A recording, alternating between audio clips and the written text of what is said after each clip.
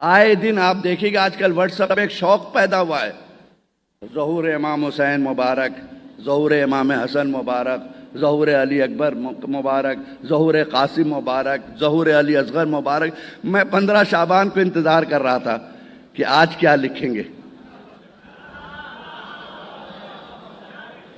تو 15 شعبان کو لکھا کہ ولادت امام زمانہ مبارک۔ میں نے کہا یہ کیسے ہو گیا؟ 11 کا ظہور ہوا اور 1 کی ولادت ہے؟ کیا جاہلانہ گفتگو ہے؟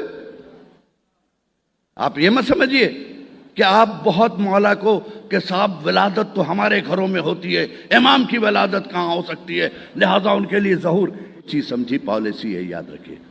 کیونکہ اگر اس قوم کو کسی کا انتظار ہے تو وہ ظہور امام کا انتظار ہے، لہذا ایک سازش یہ چل رہی ہے کہ ہر 10 دن کے بعد ایک ظہور سامنے لاؤ،